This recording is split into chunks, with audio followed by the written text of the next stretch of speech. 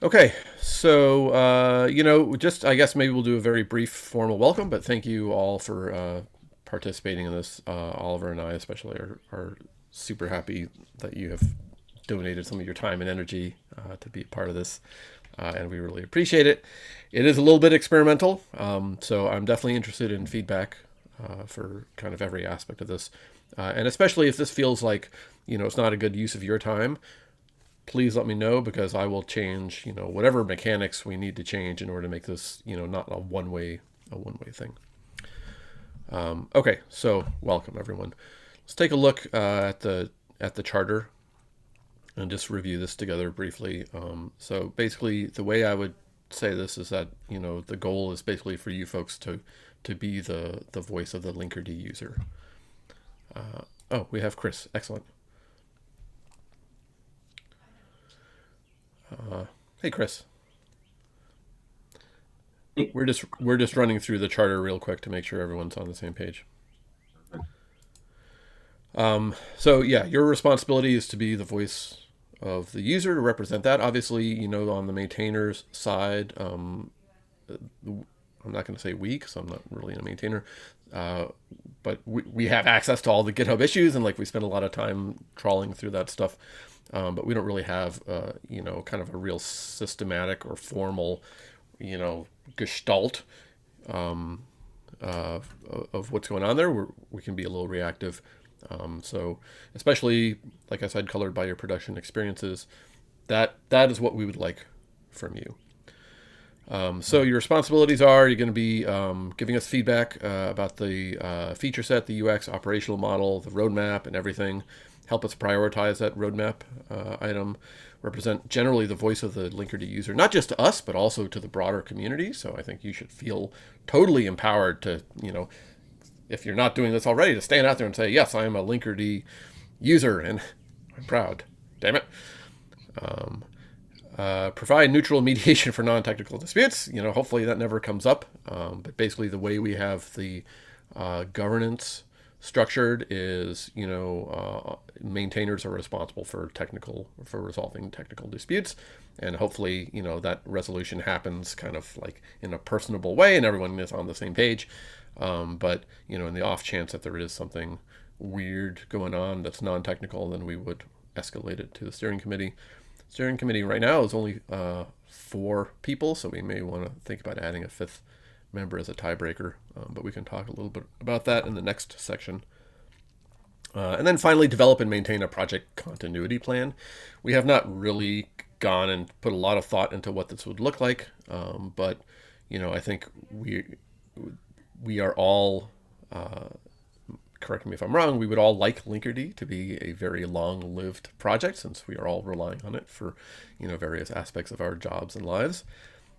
So coming up with a continuity plan is something that I think the steering committee could tackle, and we should have a discussion at some point about what that would look like and what would be involved. I'll pause here briefly. So far, so good. Yes. Okay, Good great. to go. All right. So we put a cap in here of 7 people, mostly because 7 is the number of people on Kubernetes, for, I guess, 7 related reasons.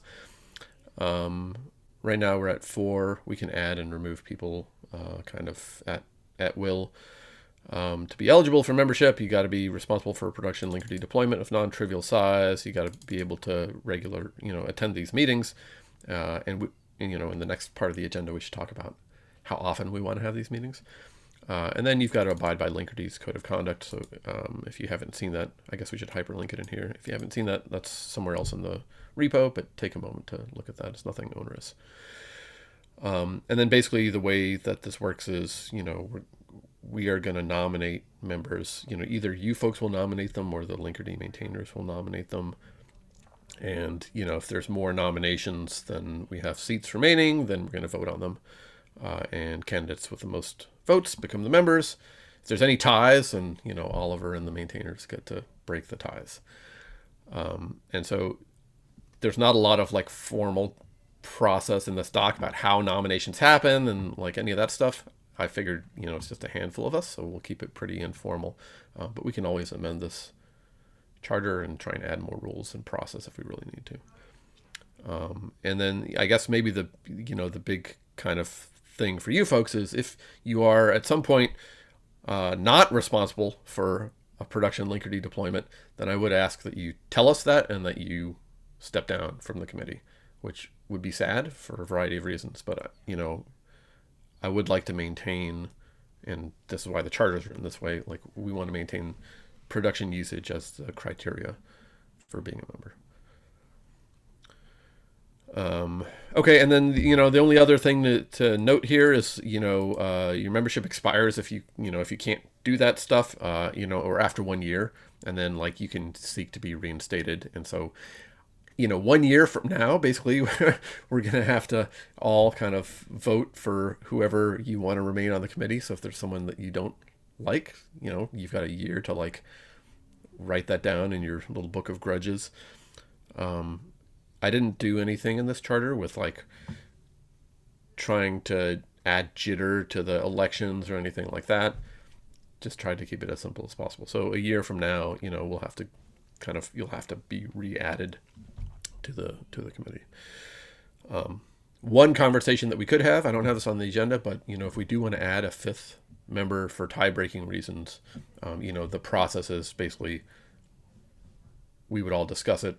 Someone would formally nominate, and then I guess we would vote, or maybe we wouldn't even have to vote if we all agreed on the nomination. Okay, everything we're doing is going to be recorded, posted publicly. I have those meeting minutes, and then if we want to change this charter, a majority of steering committee members and a majority of Linkerd maintainers. So those are the rules, at least until we modify them further. Does that make sense? I tried to put the least amount of structure in here while still making it kind of do its job. But like I said, it's a little bit of an experiment.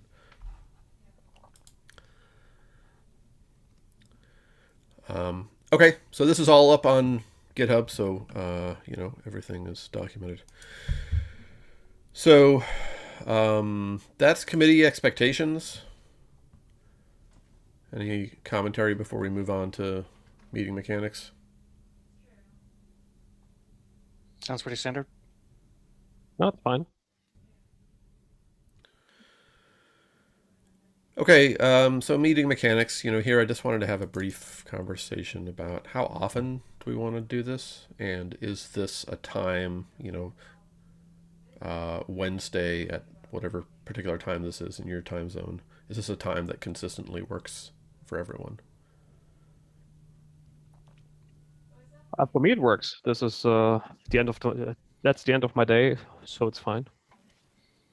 Yeah, works great for me. It's at the very start of my day. Works for me as well. I'm not awake yet, but it's fine. Yeah, it is early on the West Coast. You have Christian to blame for that. As far as timing, I think this may not be worth organizing around too much, but doing this kind of near stable releases is probably good as we're getting into planning for the next release.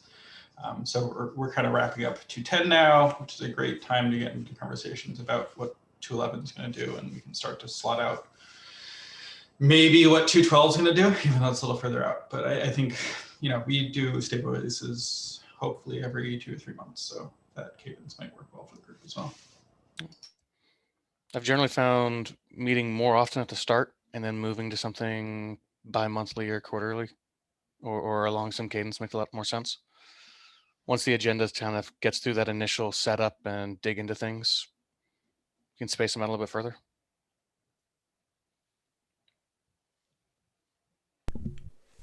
So do we want to pick a time for the next meeting that's, what would make sense, Oliver, for you,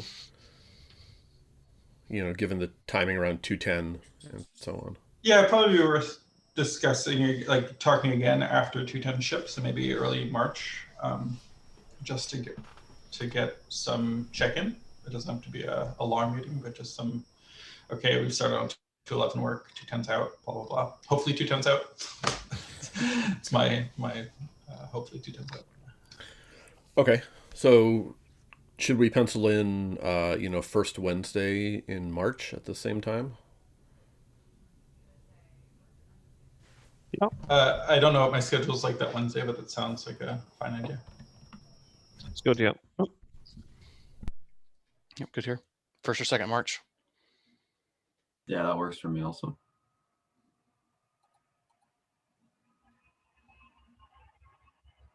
I was assuming first. Yeah, I'm assuming 1st as well, and if there's some major conflict or like a holiday, Yeah. I could just roll to the 2nd. Okay, so the second also works for people.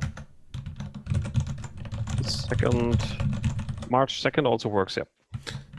Oh, Second. sorry, I meant the second Wednesday. The second Wednesday, March The 10th. 8th. Okay. That's right. February is what do they call it? An even month this year.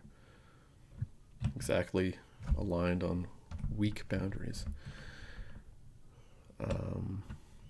Okay, great. So I will put it. I think what I'll do is I'll make the invite for the first Wednesday, which is the 3rd. And if 2.10 is not out before that, then we'll push it back by a week. In the rare, unlikely occurrence that 2.10 is not out there. Okay. Other than that, the only other meeting mechanics that I have in mind is that, I was planning on just being like the coordinator person who runs through the agenda and stuff. At some point I might hand that off to someone else. But if this format kind of works for everyone, then we'll stick with it. If not, feedback is welcome.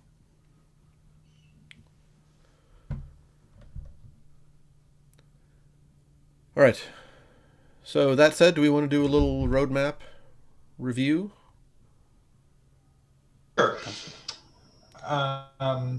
So Alex, feel free to chime in and add your commentary here. But we are probably going to get a 293 out real soon now. The issues are there's a change in 2.9 in the prior 2.9 releases, so that 2.8 or 2.7 proxies that are talking to 2.9 servers and 2.8 clients can hit some issues with regard to our protocol upgrades. So we fixed that in 2.9.3. That is the branch is getting prepared. There's another issue that we're addressing too. CLI upgrades.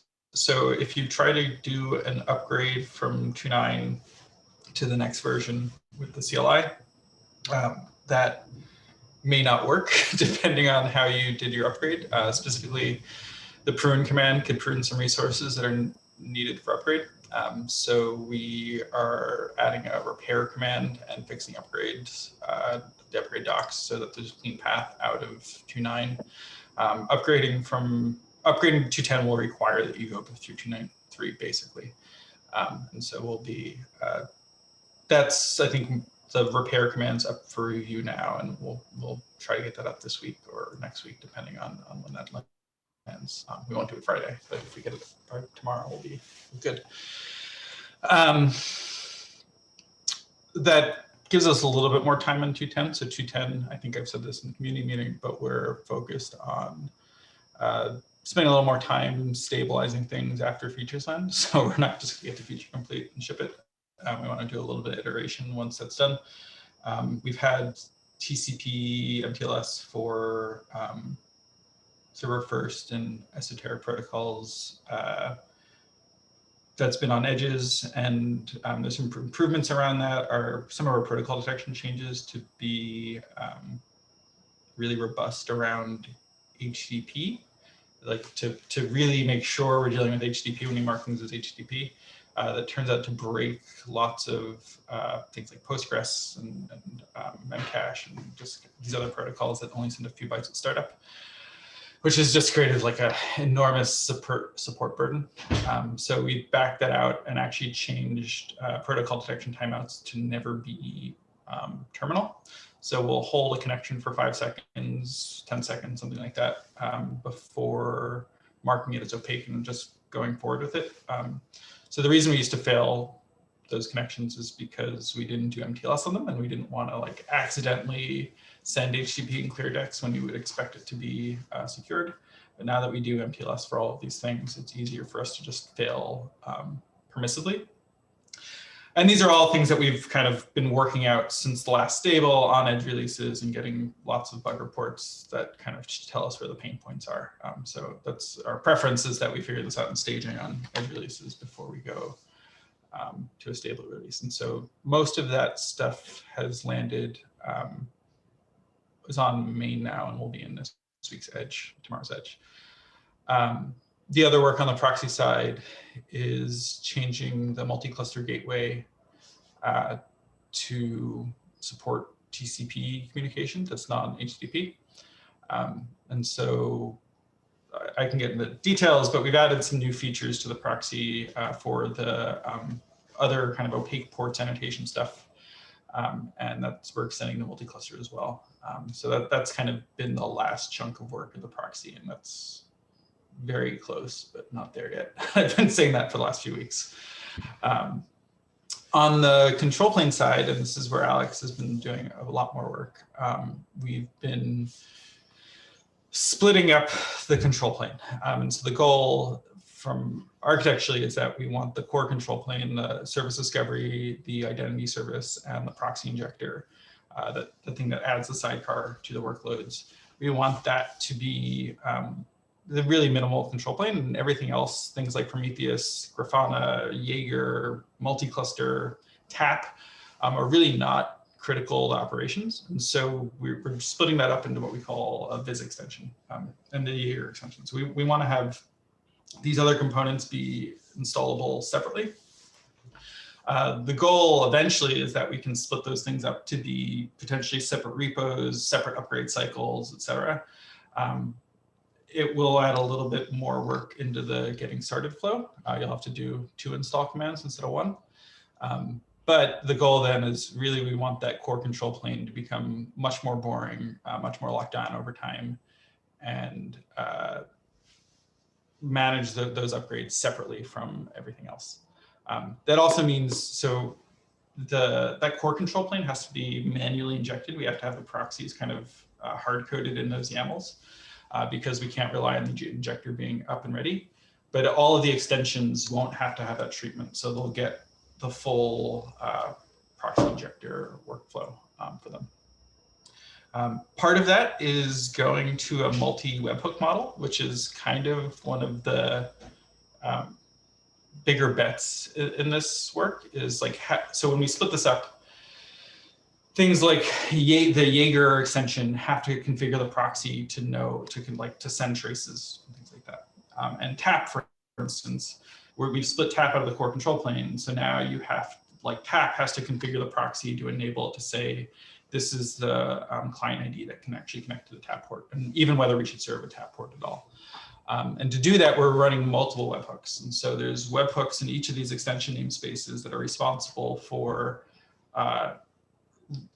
watching, like, so the way webhooks work is we get a pod creation event, and we get to mutate it and say we're going to add a proxy to it or something like that. Before, we had this big monolithic proxy injector that had to know about everything that the proxy could potentially do and account for all of that configuration. Now these other extensions will get the pod creation event, ignore it until they see a proxy, and once that proxy is added to the workload, then they'll go add the right environment variables to configure the proxy for TAP or Jaeger. And so there's this multi-webhook function, like injector flow going on. This has all been worked out in Kubernetes since 1.15 or so. So we think that it's the future-looking correct way to do things, but it is kind of a architectural bet. We'll figure out how well that works, and there may be a world where we have to go to a kind of big monolithic injector, but that's not our preference. And what this enables is things like, if you want to write your own viz extension, you could, or modify the viz extension, you can change the proxy additionally. Or if you want to go configure proxies on your own, you could write your own webhook that starts to add things to the proxy. This might eventually be things like data plane plugins where we add Wasm plugins to the proxy via other injectors, but that's not on the short-term roadmap by any means. It's just kind of a architectural setup thing to split out these concerns. So that's 210. So we're, I think we're getting close to RC for that, but I'm gonna probably slate it towards the end of the month at this point. I think this week's Edge will probably not have the TCP gateway stuff. Next week's Edge, I hope will. Next week's Edge, I hope will. And so then I think we're basically in the RC territory of just iterating on like Linkerd check, making that extension aware. And so we're actually splitting up the subcommands as well. So things like Linkerd stat will continue to support in 210, but really that's going to be Linkerd viz stat, Linkerd viz edges. All of these commands that require Prometheus data will be as part of the extension. And we'll still support things like configuring your own Prometheus to back viz, but we want that viz component that installs Prometheus and all that other stuff to be kind of secondary, right? So especially if you're setting up small Raspberry Pi clusters, you may not want to have a Prometheus instance running on every one, or like, so we want this kind of minimal control mode where you can just install Linkerd in like an edge use case with very low resource footprint, and then add things as you want. The 211 stuff we've been hoping to get into planning, but that's been kind of deferred by some of the multi-cluster work. But that's really going to be a policy looking, getting to service authorization is kind of the first step there of these things are allowed to call me. I expect it's going to look a little bit similar to SMI's traffic access policy stuff, but I don't think we want to necessarily pin ourselves to those APIs off the bat. I also am hoping that we can start to deprecate service profiles. So not the functionality, but the CRD itself. Right now, it's very HCP specific. It's the fact that URIs, like we have the whole host name and the resource is a problem, that they're not port specific. There's kind of a bunch of legacy things that we can try to hack our way out of in those APIs, but it's probably better to rev the API and to split it up a little bit more so that we can, for instance, attach the same policy object to multiple services and have like a more of like a RBAC binding type API instead of a monolithic API that you have to create for each service. So that work is, we'll publish those designs as they get a little bit further down the line. But that's kind of the big feature work we're planning on 211. Alex, is there anything else that we have? I mean, there's some other housekeeping stuff I know, like Go upgrades and testing improvements. Is there anything else on your mind in that? No, I think that covers the big items. Lee and William have some questions though. Lee's asking about Wasm support. Yeah, I don't want to talk about that. The other big thing that's probably going to chew into the 211 timeframe is that we are going to go through some security exercises. So in March, we're going to be adding fuzz tests to the repos. We're working with a fellow in Oxford at AdaLogix, who's going to help us instrument OSS fuzz. This has been really useful. In FluentBit, they found like 40 CVEs. I hope they don't. I don't think they're going to find that many in our project, but it's we'll be starting to instrument the project to set up for some more security focused effort there. And then we've just started talking to the folks at Trail of Bits about doing kind of a more holistic security advisorship, or I don't know how they want to frame it, but they'll be kind of focused on 2 elements of the project. One is kind of a higher level architectural threat model. And so helping us to put kind of, security recommendations and security documentation together. And another focus will be on kind of the software lifecycle. So focusing on what tests we need to be investing in and documentation we should be writing and release process stuff. I think we're decent as far as open source project goes in those regards, but I think they'll probably create some work for us. That's their job anyways, to like tell us what work we should be investing in. So for those efforts will take engineering time out of the 2.11. So I think 2.11 might be a little bit of a longer of release, but because we're kind of building up to a security story there, it'll be well timed. I think the 2.11 release will have a lot of security focused things. So okay, the webhook approach has the termination. We've been it's worked so far. I think there were some bugs with it very early on when the feature was introduced in Kubernetes, but we have not seen any issues in testing. We need to do a little bit more burn there, but it seems to work as expected. I think what we have to do on the Linkerd side is make sure the check commands and things like that can tell you the state of things, right? And so for tap especially, like if you've created the pod before the tap injector was up, or if the tap injector was down or something like that, tap won't be enabled on the pod.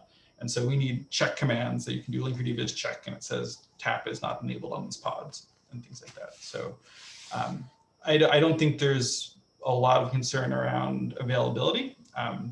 It's the same set of concerns with any webhook that, you can either have them in HA mode where they block pod creation or advisory. And so our recommendation is going to be that the core control plane is HA and required, and that the extensions are not, because they are usually not critical to operation. And there's no injection needed for Prometheus metrics or anything like that. It's really just tap and tracing at the moment. I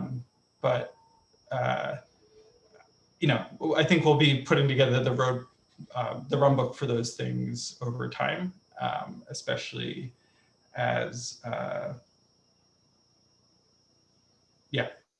as we learn things. But we'll probably start with 2.10 and staging quite a bit and get some experience there. And I think everyone who upgrades is going to have to go through this like pain of like deleting all their Prometheus and Grafana and the web and all that stuff and then like recreating it. And so we're going to try to have to provide some at least good docs around that. But I'm not, as long as you don't make injectors required, especially the extension injectors required, there's pretty minimal damage I think they can do.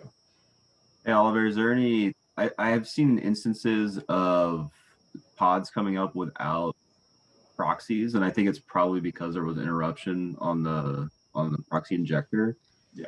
Is there thoughts on like making that HA as like as part of the HA setup, like just having instances of it with some rules? It should be, and so I think this is probably a good thing to dig into if you've seen it.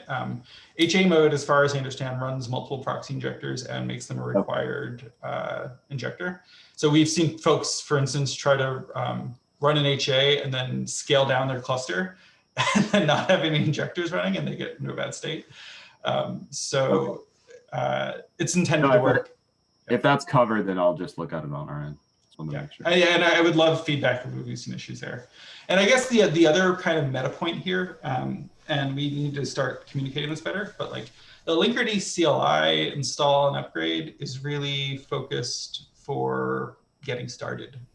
We don't really see folks running Linkerd upgrade to like in their production clusters to generate new key data or to generate new manifests.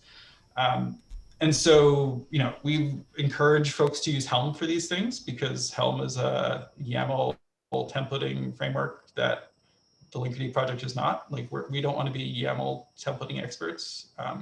We want to be proxy and control plane experts. So in 2.10, we're kind of embracing Helm internally a lot more. So it's things like set flag, like you won't have CLI flags for every single thing you might set. There'll be Helm set flags and that sort of thing in the CLI. We're going to encourage folks more and more to be using Helm for production installs. I know there's a lot of complaints around Helm, but I don't know what's better. So if y'all are like terrified of Helm and want something that's not Helm in there, I'd be open for input. But for now, like, you know, we're going to be pushing folks to not use a CLI for critical applications. Cool. So yeah, a lot of Helm in there. Yeah, I was just going to say, go sorry, ahead. Oliver, for Chris's comment about the proxy injector stuff, it should definitely be enforced in HA mode. And like, you know, usually the problem is the other way around where people, you know, screw things up because the proxy injector can't be found. So if you are seeing that in HA mode, please file a bug, because that's like part of HA mode. Yeah, I'll double check. I was more concerned just from a design perspective if that was intended. So it actually didn't become too much of an issue because it happened like once or twice. So I'm not, you know, it was one of a million issues we were triaging at the time. So Yeah, it becomes important, you know, when people are relying on it for MTLS. Yeah, and I think the real, you know, it's going to get down to like looking at the Kate's API server logs, and like there's auditing we can do there, but it kind of gets in detail there. I mean, we're happy to help, but there's a few things like that. And as for the Wasm Road Map, it's a thing that we're kind of tracking, but it's still a very new technology, and so pulling it into the data plane is not a high priority for us. It's you know, I think we have clear features that are better use for time at the moment, but we'll especially be tracking the Rust ecosystem and seeing how the Wasm stuff evolves, and when it's time for us to add plugins, we'll do it. But I think between now and 2.11, our efforts are kind of squarely focused on getting policy moved forward to support, so that we have the basis to add things like rate limiting and like improving retries to deal with post requests. Like there's a bunch of kind of holes in the existing service profile stuff that we'd really like to fix, but we want to fix those APIs before we do a bunch of internal work there. And then once we've fixed all of those things, I think we'll be looking at other features to go solve. But it's really for now is like tackling policy in a really serious way and making sure that our security posture is really, really good. The other features that y'all are going to look to solve, do y'all track those in any kind of priority order on what you're targeting after you finish this foundational work? The priority order is not really, it's more internal in my head at the moment. We could definitely get that stuff into GitHub and start getting milestones out for the next couple of releases just to have that there. That may be good for these discussions, because a lot of, as end users, a lot of our opinions may be around the things that we want to see that aren't at that deep technical level. Like when I ask my teams, and I'll be talking to our wider platform teams what they're interested in, they're coming up with specific things like replicated control planes and specific like asks around features and functionality. So it may be good to get visibility to what you guys have planned later on down the line, even if it's not set in stone. Yep. And HB3 in terms of later roadmap. So HB3 is interesting. We're tracking, so Hypers or HTTP infrastructure, they're just starting to get an H3 library implemented there. And so we're kind of just like waiting to see how they're, you know, until there's something that's ready-made in the Rust ecosystem for us. I think when we do adopt it, it will probably be in terms of mesh upgrading. So we wouldn't really support this from an application point of view, like trying to interfere with UDP packets in the proxy is like a very complicated and probably pretty low impact change overall. Doing TCP localhost is not going to be, like, it'd probably be better to go to Unix domain sockets than to UDP within the host.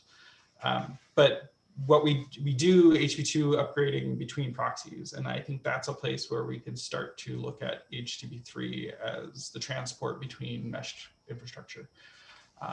So I think that would be something that will, you know, once it's kind of hit hyper and we're not super bleeding edge, we'll pull it in and start looking at that as an upgrade path there.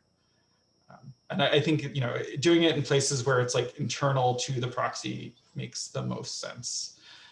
But there's going to be some details to figure out there, especially in terms of how TLS handshakes work and LPN and some of the nittier details there.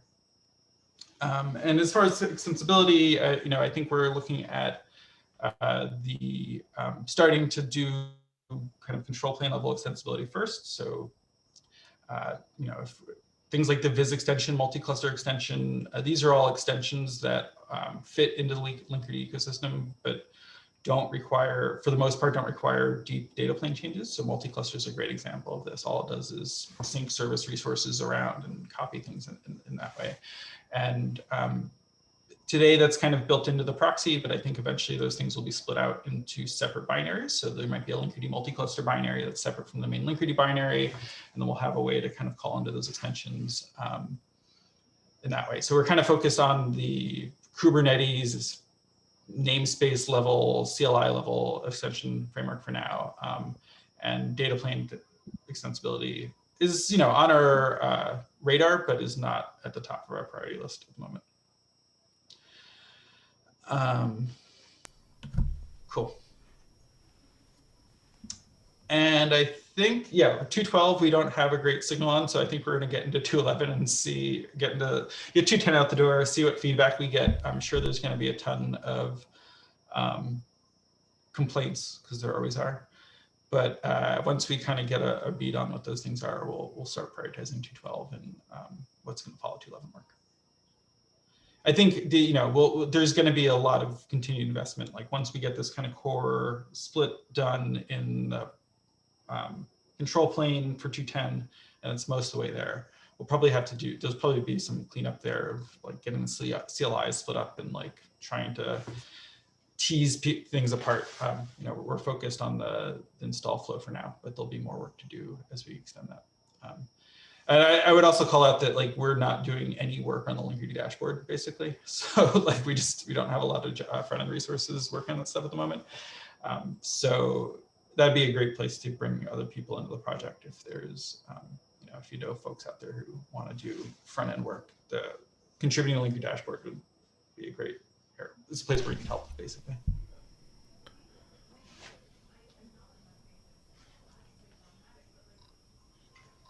And that's all I got, I think.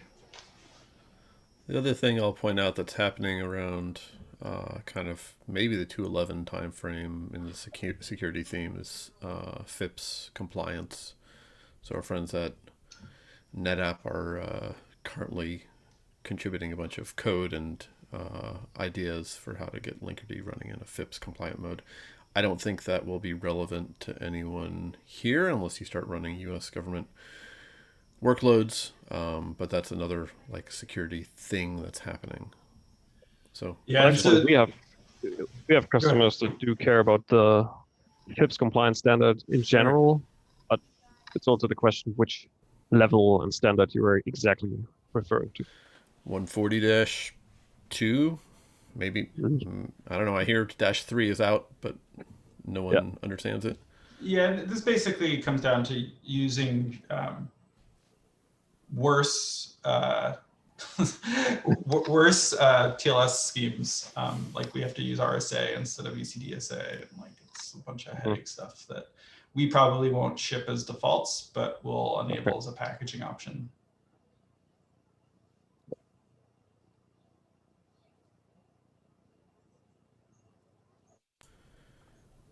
Any other questions or desires for the Linkerd roadmap? I was going to ask, it sounds like there's a bunch of good and big ideas, especially some foundational work to enable many more.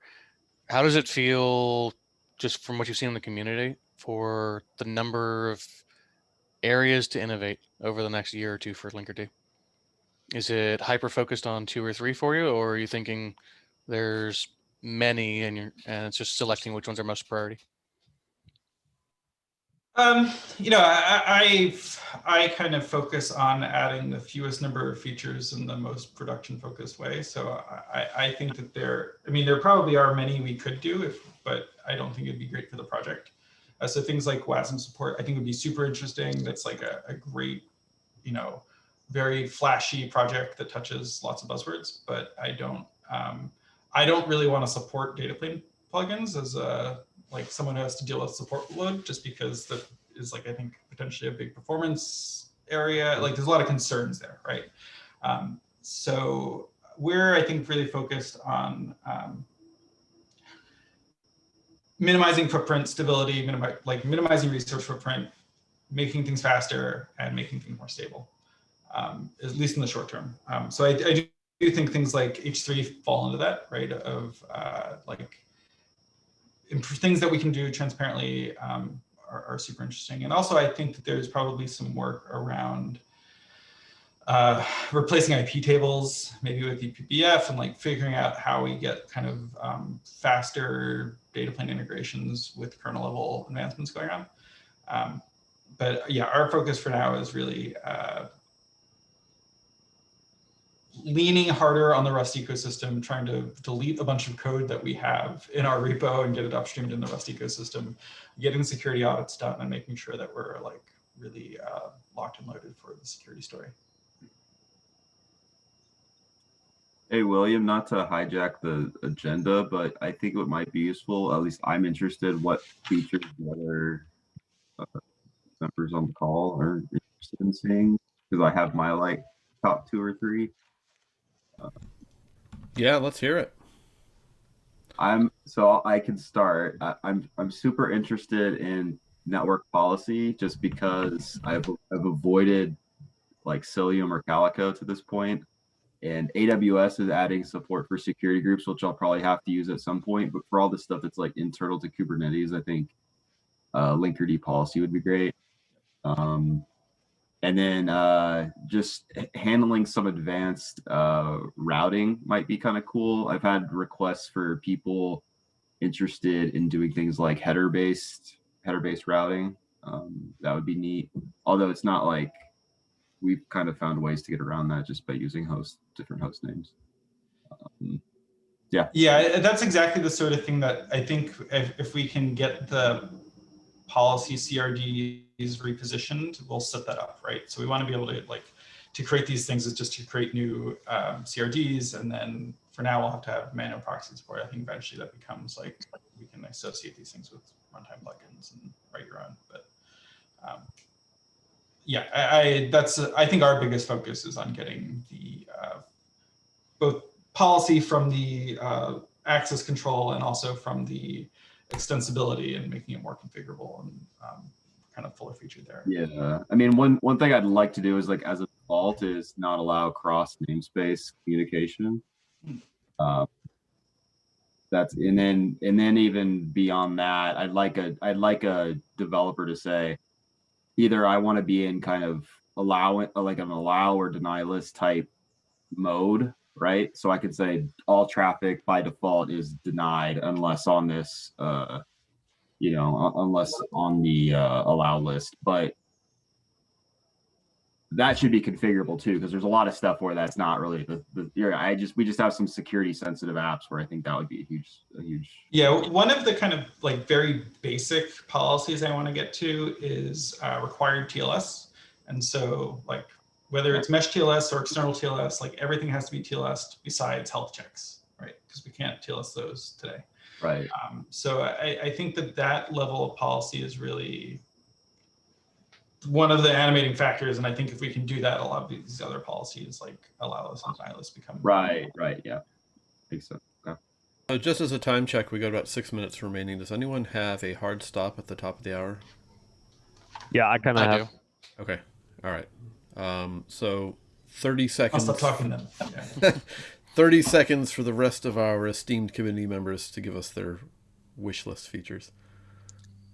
The stuff for mine is more clear demos for how to set up a cluster to do something at a production-esque load, and to do some level of SRE type procedures on those workloads.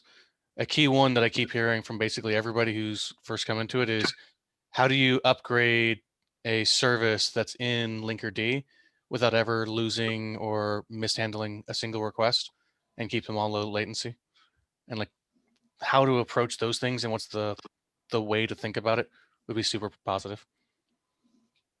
People usually get to it, but they don't usually have that first few days.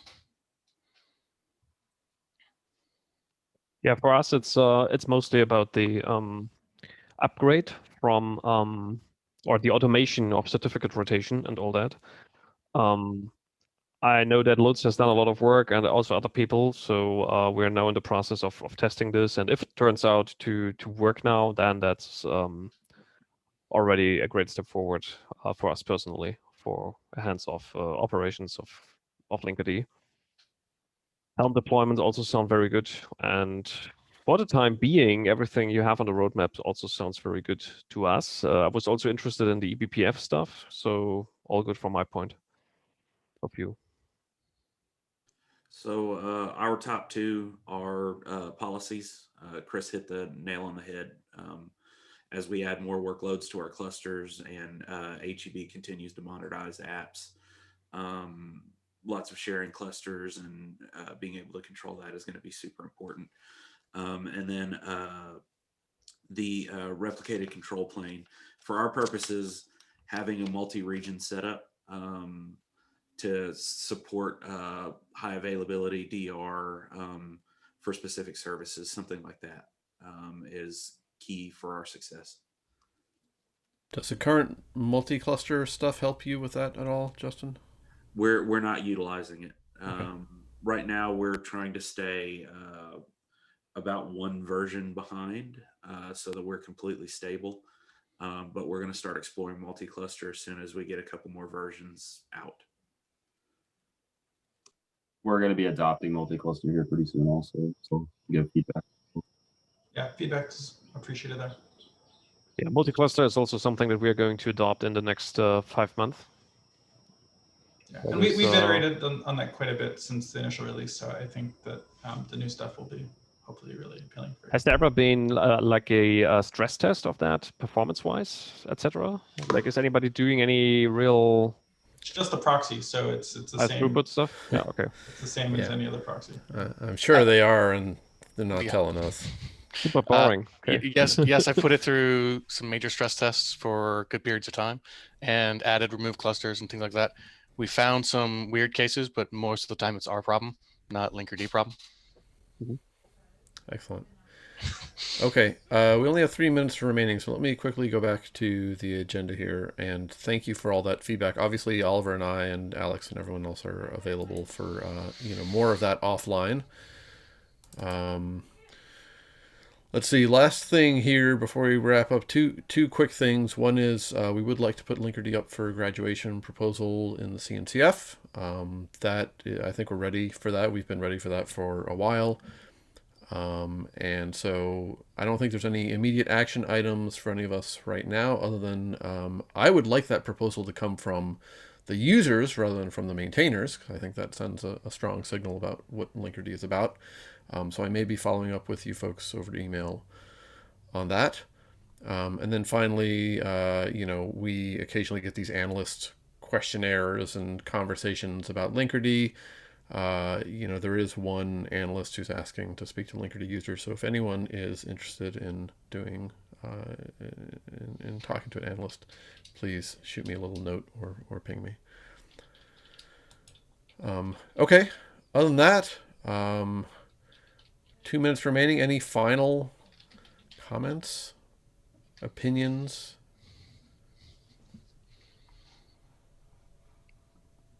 Criticisms?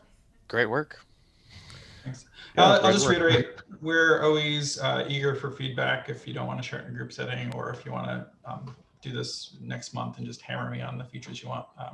It's really good input. So we'll do some work to try to organize our GitHub to kind of be able to go over that maybe next time we talk. But yeah, I appreciate all the feedback and participation in this. It's super helpful. Thank you for A the roadmap to over. look at would actually be great, especially Excellent. after a long day. Yeah. Great. No, All right. I just appreciate y'all including us. This was awesome. Great. Well, thank you all for your time. I'm going to send out a link to the meeting minutes and to the recording when it's published. I fully edited everything. Yeah. All right. We'll see you next month. Okay. Bye bye. See ya. Bye, Bye. folks. Bye.